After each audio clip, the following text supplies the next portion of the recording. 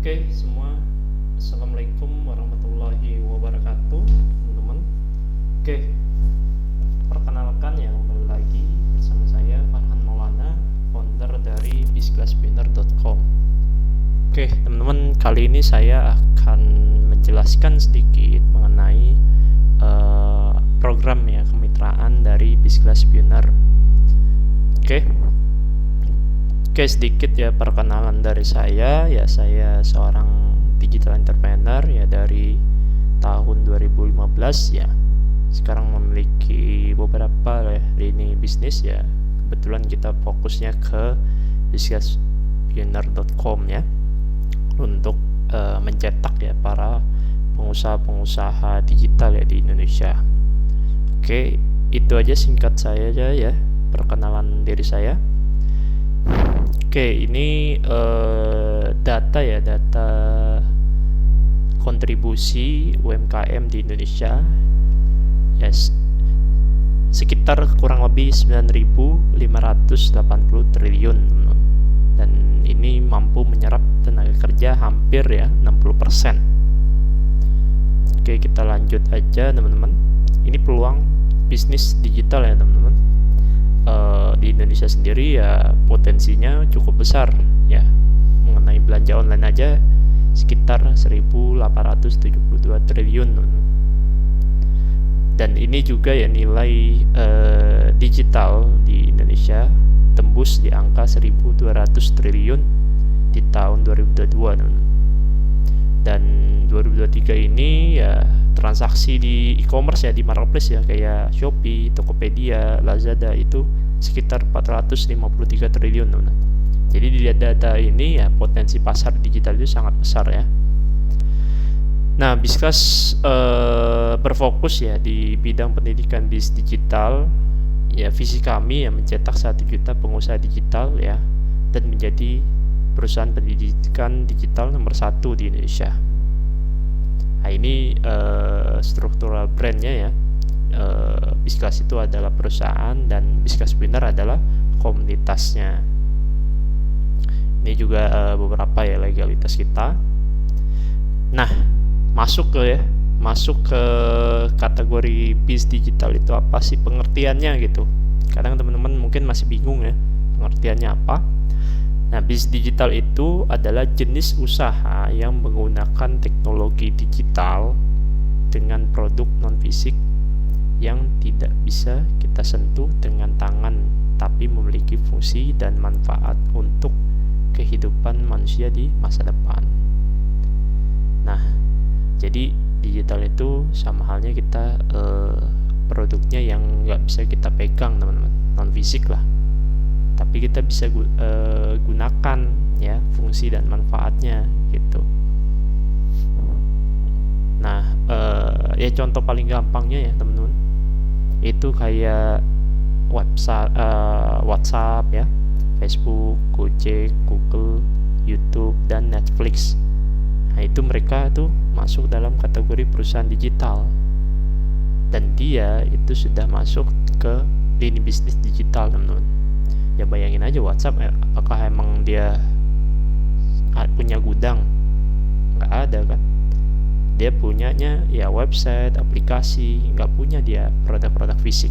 Sama halnya juga Facebook juga nggak ada produk fisiknya ya. Gojek juga sama. Gojek kan dia menciptakan aplikasi, jasa ya, layanan, itu juga digital. Google ya Gmail apa segala macem gitu ya, yang kita nggak bisa sentuh tuh. Email memang bisa kita sentuh tuh produknya Google, nggak bisa kan. Jadi kita hanya bisa gunakan ya melalui HP, smartphone, atau laptop, atau PC ya. Dan juga YouTube ya, YouTube video itu kan ya digital teman-teman. Video ya kan, Netflix juga sama. Jadi teman-teman bisa dibayangkan ya potensi sebesar apa tuh. WhatsApp aja penggunanya sekarang hampir 2 miliar ya, 2 miliar pengguna. Google udah berapa miliar ya, 3 miliar pengguna. Jangkauannya bisa lebih luas. Nah, ini beberapa bentuk-bentuk ya bis digital ya. ini salah satunya aja ya teman-teman. Nah, kenapa startup di Indonesia ya seperti Gojek, Tokopedia bisa mengalahkan perusahaan Indofood ya, Mayora atau Sido muncul? Nah, karena mereka menggunakan digitalisasi. Ya bisa kebayang dong teman-teman ya, berdiri tahun 2010 ya, usianya baru sekitar kurang lebih ya 15 tahun ya. Iya, 15 tahun ya, dia baru berdiri gitu ya. Kan nanti 14 tahun ya, 2024 ini kan 14 tahun nih. Sedangkan Indofood udah berusia hampir kurang lebih ya 34 tahun. Nah, ini jauh banget nih perbandingannya. Nah, sama halnya dengan Mayora ya. Mayora udah sekitar mungkin usianya udah hampir 48 ya, 48 tahun nih ya. Dia udah masuk ke 48 tahun. Nah, bisa dibayangkan teman-teman, di sini udah gapnya itu udah sangat jauh ya. Pasar Gojek itu sekitar kurang lebih 89 triliun, pasar Indofood 69 triliun, Mayora 60 triliun. Nah, jadi dengan teknologi internet digitalisasi, mereka bisa menangkap pasar lebih luas lagi. Seperti itu ya teman-teman, gambaran mengenai bisnis digital. Oke.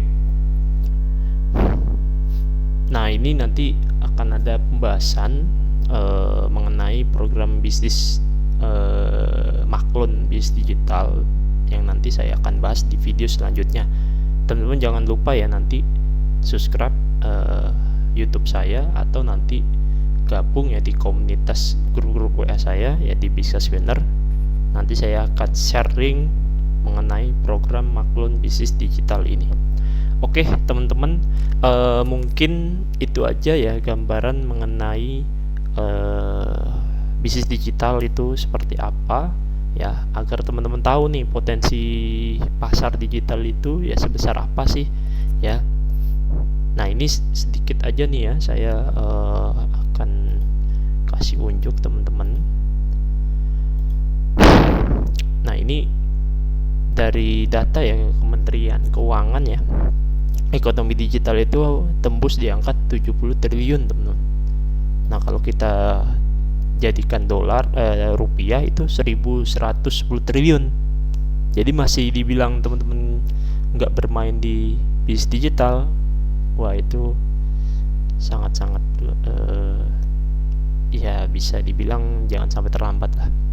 Terus transaksi ekonomi ya digital Indonesia itu mencapai 360 miliar ya USD di tahun 2030.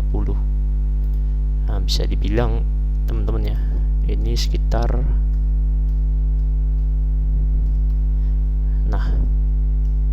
5.709 triliun 600 miliar teman-teman. Nah, jadi itu aja ya teman-teman ya. Jadi potensi-potensi ini bisa teman-teman kembangkan. Ini langsung ya dari Otoritas Jasa Keuangan dan juga Bank Indonesia ini ya. Ini dari Bank Indonesia data ini ya. Oke teman-teman, itu aja cukup dari saya.